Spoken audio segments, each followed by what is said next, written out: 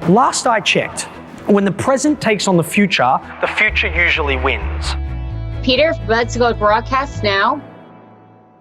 If we want to continue to have the impact on the mindsets, on the beliefs, on the behaviors of the people we most need to influence, we can't take what we used to do offline and shoehorn it online. Short attention spans mean we can't dictate content through passive keynote experiences. We need to facilitate interactive, real-time, applied experiences. When you look back on this period, what would you want to have created? We really need to build trust now. I think we're creating one-to-one relationships now in a way that a few years ago we couldn't. We need to meet our clients, meet our members, meet our teams where they are, starving for connection. And instead of delivering disinfected monologues, we need to deliver authentic dialogues. The times I've taken risks when I'm leading others, Isabel says, in the hardest moments. We need to invest in cohesive end-to-end experiences, not MCs for entertainment purposes, but experts who can hold the space, who can get the best out of presenters and panelists, and who can drive home your objectives. I love that, Rob, this idea of almost going slow to go fast. In other words, if you bring people on, you can move much more quickly together. As we're all robbed of the physical hallways, the bars, the coffee shops where we'd leave the keynote, leave the breakout, and have an unstructured dialogue as we started to connect the dots, as we're robbed of that, we're going to need people in our virtual experience that create that line of sight, that help us make sense of our path forward. The most successful ones are doing it in parallel. They continue to service their customers using traditional platforms and traditional methods while in parallel building that new capability.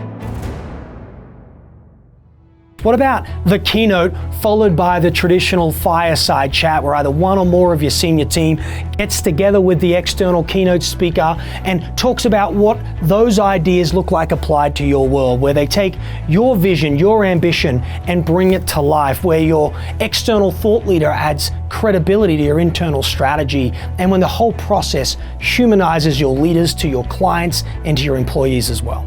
It's this fantastic thing when there's this collision of behaving in the right way and then also being right for the business. So what are we going to do next? Don't try to boil the ocean. Layer in what you can do now and then have your sights on continuous improvement. Willing to, try it and change it and just be real nimble in the process.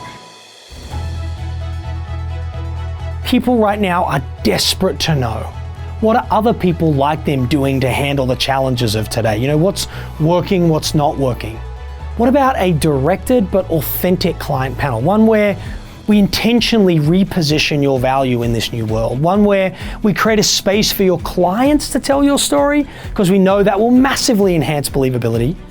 And where just by having the conversation, you demonstrate your intimacy and understanding of your client and members' reality. Think about that focus on resilience, agility, adaptability. That's the way that we're going to go ahead and continue to grow and to show the value that we have. Behavior change takes reinforcement. What about a 5-video series following the event we send every other week to delegates that each video highlights a key idea but supports it with practical resources so people can apply those insights, where we use that content to maintain the excitement and the connection that we created at the event. Our advice is move towards the disruption. Stop going for control and start going for leverage. At the end of the day, it's not companies that transform, it's people that do. We hired Peter Sheehan to spearhead a 4-part webinar series featuring our executives and thought leadership content. It was at a critical time in the company when we were repositioning, and we weren't sure what to expect as we hadn't done something like this before. Pete and his team went above and beyond to help us make sure that the executives and our clients felt prepared and comfortable. And we look forward to having him back and continuing the conversation next year. I've been facilitating these types of experiences for 20 years. Let's work together and create a customized design that humanizes your leaders, engages your people, and inspires lasting change.